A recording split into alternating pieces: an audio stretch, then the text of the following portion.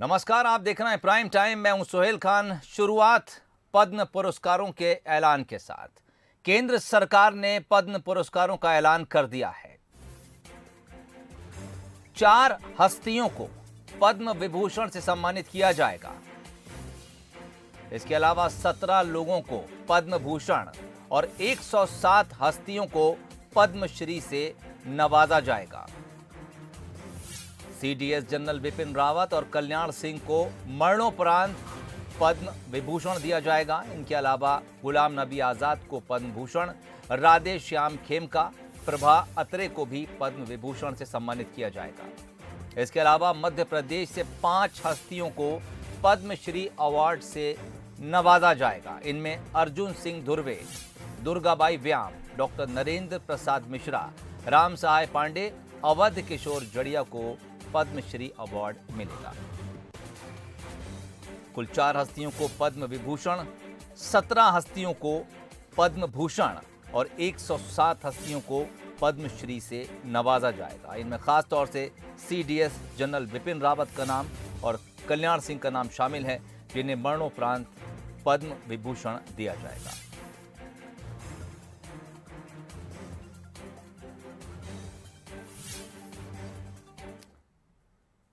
और अब बात करेंगे सियासत की। यूपी इलेक्शन से पहले कांग्रेस से भगदड़ थमने का नाम नहीं ले रही है। खास बात यह है कि चुनावी चेहरों के साथ ही राहुल गांधी की कोर टीम के एक और मेंबर ने पार्टी छोड़ दी है। कांग्रेस के लिए यह कितना बड़ा झटका है, देखिए इस खास रिपोर्ट के जरिए। कांग्रेस में थमी नहीं भगदड़, अब आरपीएन ने कहा बाय बाय। राहुल की कोर टीम से 3 बाहर, पायलट देवड़ा साथ। यूपी में मतदान से पहले कांग्रेस के लिए बड़ी चुनौतीपूर्ण स्थिति खड़ी हो गई है। कांग्रेस में नेताओं का पलायन रोके नहीं रुक रहा है। छुट भैया पाला बदल ले तब तक तो ठीक था, लेकिन अब यहां बड़े बड़े चेहरे पार्टी को बाय बाय कहकर निकल रहे हैं। ताजा नाम पडरौना के राजा साहब यानी आरपीएन सिंह का है। हाल ही में कांग्रेस ने स्टार प्रचारकों की सूची जारी की है, जिसमें उनका नाम भी शामिल था, लेकिन आरपीएन सिंह कहीं प्रचार करने जाते उससे पहले ही फुर हो गए। उन्होंने सुबह पार्टी अध्यक्ष को हाथ छोड़ने का पत्र भेजा और दोपहर बाद बीजेपी का दामन थाम लिया। ये आज पार्टी में कोई लोग टिकट मांगने पे नहीं छोड़ रहे हैं। आज वो लोग पार्टी छोड़ रहे हैं जो 30 साल तक उन्होंने सेवा की, 25 साल तक सेवा की है। तो और इन्होंने सेवा की, निस्वार्थ सेवा की है। उत्तर प्रदेश में तो हमारी सरकार ही 30 सालों से ज्यादा पे नहीं रही है। तो वहां लोगों ने अपनी पूरी जिंदगी कुर्बान कर दी कांग्रेस पार्टी के लिए। और वो सोच नहीं, वो नेताओं की बात मैं नहीं कर रहा, नीचे का, निचले स्तर का, गांव का आदमी कांग्रेस छोड़ रहा है। और नेताओं की बात छोड़ दीजिए, जो जिले के नेता हैं वो सब छोड़ रहे हैं, तो उसका क्या मतलब है? इसमें आरपीएन सिंह को मत देखिए आप। कांग्रेस के तमाम नेताओं ने कई पार्टियों में आज एक भगदड़ सी उत्तर प्रदेश में हो गई है, जो एक दुख की बात है। सोशल मीडिया पर एक तस्वीर वायरल हो रही है, जिसमें टीम राहुल के 5 अहम सदस्य दिख रहे हैं। इनमें से 3 अब बीजेपी में हैं। केवल मिलिंद देवड़ा और सचिन पायलट ही कांग्रेस में बचे हैं, लेकिन गाय बगाए हैं, वे भी बगावती तेवर अपनाते रहे हैं। बावजूद इसके कांग्रेस कहती है कि ऐसे लोगों की उसे जरूरत नहीं है। I don't think this is meant for the coward, and like Priyanka ji has said, you need to be on your toes. You need to be full of courage. You cannot be a coward and fight this battle. From this platform, of course, I would want to wish him a glorified career ahead and the very best.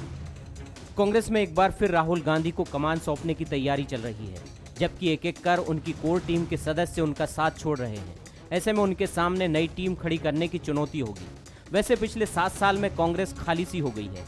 बड़े चेहरे तो सामने हैं ही, लेकिन ADR की एक report के मुताबिक 2014 से 2021 के बीच कांग्रेस के 222 चुनावी चेहरों ने पाला बदल लिया। इस दौरान 177 सांसद और विधायकों ने पार्टी छोड़ दी, यानी 7 साल में कांग्रेस के 399 नेता पार्टी से चले गए। इसमें सबसे ज्यादा बीजेपी फायदे में रही। 173 सांसदों और विधायकों ने बीजेपी की सदस्यता ली है और कुल 253 उम्मीदवार बीजेपी के पाले में आ गए। और इसके साथ ही कई राज्यों से सत्ता भी खो बैठी है कांग्रेस। अब कांग्रेस के सामने सवाल यही है कि आखिर क्यों बिखर रही है पार्टी। क्या G23 ग्रुप में शामिल नेताओं की तरह युवा भी अपने भविष्य को लेकर चिंतित हैं? आखिर क्या होगा देश की सबसे पुरानी पार्टी का? Bureau report, Bansal news.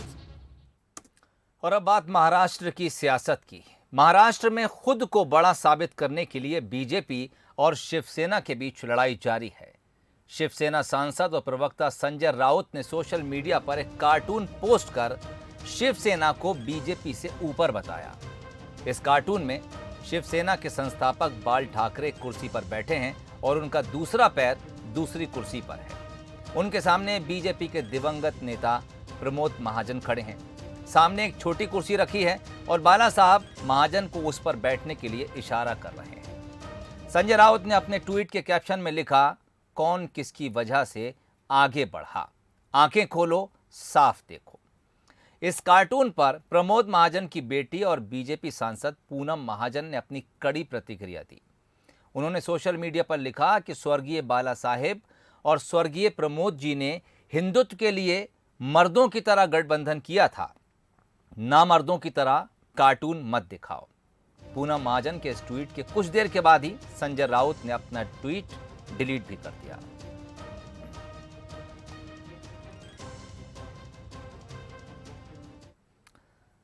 और अब बात मध्य प्रदेश की सियासत की। दिग्विजय धरना मामला अब तूल पकड़ता दिखाई दे रहा है। दरअसल कमलनाथ और दिग्विजय सिंह की बातचीत का एक वीडियो वायरल हो रहा है, जिसमें सारे गिले शिकवे आम हो गए हैं। अब बहस गर्म है कि जब दिग्गजों में ही कम्युनिकेशन की कमी है तो फिर कंफ्यूजन होना लाजमी है। देखिए पूरी खबर। कमलनाथ को दिग्गी ने नहीं बताया, वायरल वीडियो में सच सामने आया। सीएम से मुलाकात मामले ने खोले राज, कांग्रेस में गुटों का राज। आपसे मिले उस दिन से टाइम मिला बराबर हम लोग साथ के पास आते हैं। नहीं, आपको बताने की जरूरत इसलिए नहीं थी। ये बात मुझे नहीं बताई, 4 दिन पहले हम तो मिले थे, तो उसके बाद मैं छिंदवाड़ा चला गया।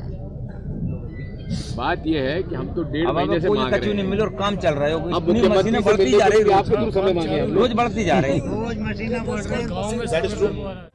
इस वायरल वीडियो को सुनने के बाद कोई भी यही कहेगा कि दिग्विजय सिंह और कमलनाथ के बीच संवाद की कमी है। वीडियो 4 दिन पहले का बताया जा रहा है, जब सीएम शिवराज से मुलाकात का समय नहीं मिलने पर दिग्विजय सिंह धरना दे रहे थे और उसी वक्त स्टेट हैंगर में सीएम शिवराज और कमलनाथ की मुलाकात हुई थी। यहीं कमलनाथ को सीएम शिवराज से पता चला कि दिग्गी धरना दे रहे हैं। उसके बाद कमलनाथ धरना स्थल पर पहुंचे और अब सुनिए 2 दिग्गजों में क्या बात हुई। ये बात मुझे नहीं बताई, 4 दिन पहले हम तो मिले थे, तो उसके बाद मैं छिंदवाड़ा चला गया। बात यह है कि हम तो 1.5 महीने से मांग रहे हैं। मिले और काम चल रहा है, अब मशीनें बढ़ती जा रही है, आपके थ्रू समय मांगे हम रोज बढ़ती जा रही है। रोज मशीनें बढ़ रही हैं। आखिर कांग्रेस में चल क्या रहा है, इसको लेकर अब बीजेपी भी मुखर हो गई है। हालांकि पहले ही दिन से ये सवाल उठते रहे हैं कि कांग्रेस में दिग्गजों के बीच मतभेद है। कमलनाथ जी ने बताया दिग्विजय सिंह को वास्तव में वो इंदिरा जी के तीसरे पुत्र हैं। अभी भी बिल्कुल जिस तरह से मैंने वो वार्तालाप सुनी तानाशाही पूर्वक की, डेमोक्रेसी नाम की चीज कांग्रेस में बची ही नहीं है। और ये दोनों की बातचीत जो वायरल हुआ है वीडियो, उसे सुनने के बाद में 2 पूर्व मुख्यमंत्री की जिस तरह से हास्यास्पद बहस कार्यकर्ताओं के सामने हो गई है, इससे कांग्रेस का भविष्य समझ आता है। अगर आप इन 3 तस्वीरों पर गौर करेंगे तो भी कांग्रेस की हालत को आसानी से आंक सकेंगे। 21 जनवरी को कमलनाथ और दिग्गी के बातचीत से संवाद की कमी के बारे में पता चलता है।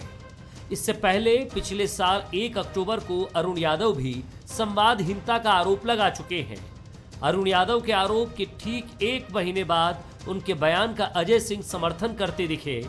कुल मिलाकर यही समझ आ रहा है कि कांग्रेस को नेताओं के बीच संवाद बढ़ाने की जरूरत है। Bureau report, Bansal news, Bhopal.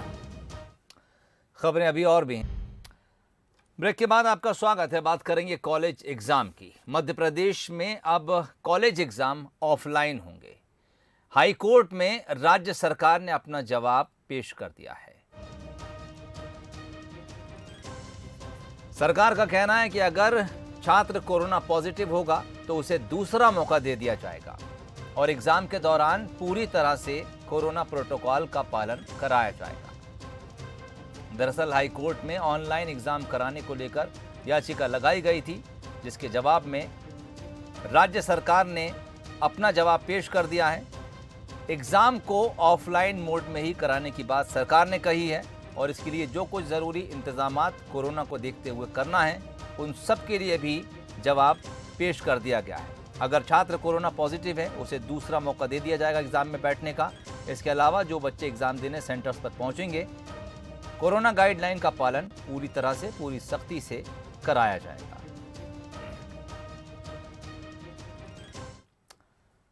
और अब पंचायत और निकाय चुनाव का जो मामला कोर्ट में चल रहा था उसे लेकर हाई कोर्ट ने सरकार को 2 हफ्ते का समय दिया है। पंचायत चुनाव के अध्यादेश को चुनौती देने वाली 24 याचिकाओं को खारिज करते हुए हाई कोर्ट ने सरकार से 2 हफ्ते के भीतर जवाब तलब किया है। हाई कोर्ट का कहना है कि अध्यादेश ही निरस्त हो चुका है, इसलिए याचिकाओं पर सुनवाई सारहीन है।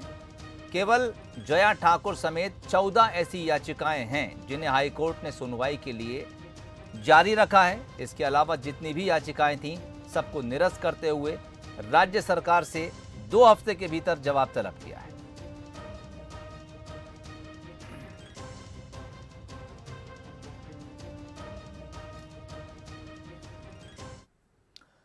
और अब आपको मिलवाते हैं एक ऐसे पिता से जिसे बच्चे की जिद ने कलाकार बना दिया और कला भी ऐसी जैसे पूरी दुनिया बोतल में बंद हो गई है।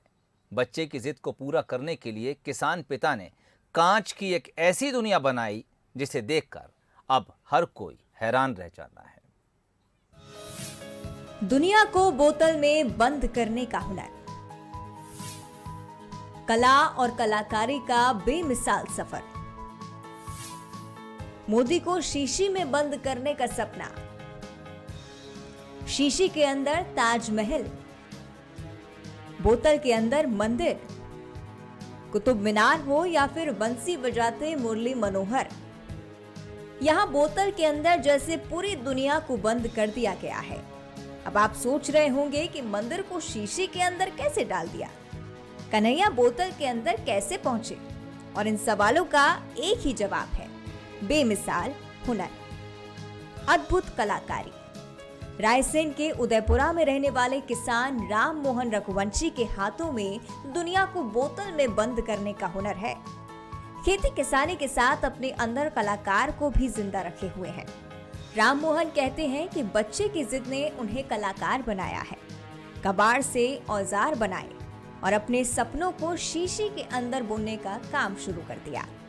राम मोहन अब तक कई मूर्तियां और कलाकृति कांच की शीशी के अंदर बना चुके हैं और अब उनका सपना देश के प्रधानमंत्री नरेंद्र मोदी के अक्ष को बोतल में उतारने का है। उनका कहना है कि शीशी में पीएम की मूर्ति बनाकर उन्हें भेंट करेंगे। ये मेरा क्या है, छोटा बेटा है तो 8-10 साल पहले वो खिलौना रखे हुआ था हाथी का। बोला कि पापा जी इसको आपको शीशे में अंदर करना पड़ेगा। मैंने उससे बहुत मना किया, बेटा नहीं हो पाएगा, वो रोने लगा। तो मैंने कहा उससे ठीक है बेटा, इसको अपन कल इसको शीशे के अंदर कर देंगे। थर्मोकोल के शंकर जी बनाए शीशी में और उसको बताया तो बहुत प्रसन्न हुआ। और धीरे धीरे करके फिर मैंने प्रयास किया कि जब ये बनी है शंकर जी तो गणेश जी हैं, हनुमान जी हैं, दुर्गा जी हैं, लक्ष्मी जी हैं, कृष्ण भगवान हैं, लड्डू गोपाल हैं, बहुत सारे देवी देवता हैं, सब शीशी के अंदर है। मैं सोच रहा हूँ कि मोदी जी की प्रतिमा और बना के उसको भी शीशी के अंदर बनाऊँ मैं, उनको मोदी जी को भेंट करूँगा। और उसमें कुछ हद तक मेरा कार्य चल भी रहा है, वो चेहरा भी उनका लगभग बन गया है और बाकी मेरे इन हथियारों के द्वारा मैं बनाता हूँ। जो भी इस कला को देखता है हैरान रह जाता है, सवालों का सैलाब जहन में उमड़ता है, लेकिन जब उनके हुनर को देखते हैं तो बस यही कहते हैं कि ये कला और कलाकार बेमिसाल है। बस जरूरत है बेहतर प्रोत्साहन और अवसर की। आप देख सकते हैं जैसे ये वाली जो मूर्ति है, इन मूर्तियों के अंदर जो आप ये कला देख रहे हैं इसको अपन बाहर नहीं बना पाएंगे, ऐसा उन्होंने अंदर बनाकर अपन को प्रस्तुत किया है। ऐसे कई सारे कला है, मतलब कि उन्होंने लगभग पूरे संसार को अपनी शीशियों के अंदर, और आप जो कहेंगे उनसे वो बना देंगे वो।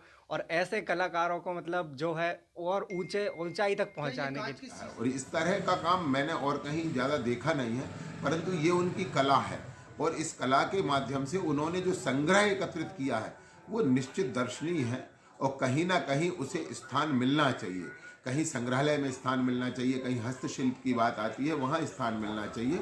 और ख़ास बात यह है इसमें कि ये जो काम है इसमें सरकार की ओर से अगर उन्हें कुछ प्रोत्साहन मिलता है तो ये ज्यादा सराहनीय। राममोहन रघुवंशी ऐसे कलाकार हैं जिन्होंने किसी से कला सीखी नहीं है।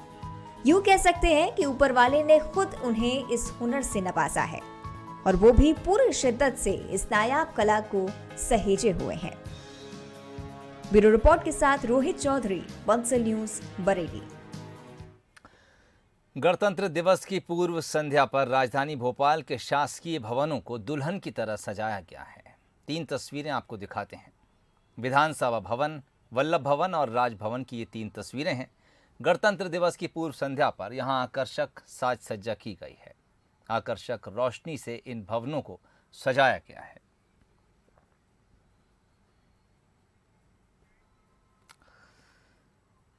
इन तस्वीरों के साथ ही प्राइम टाइम बुलेटिन में फिलहाल इतना ही। इजाजत दीजिए, नमस्कार।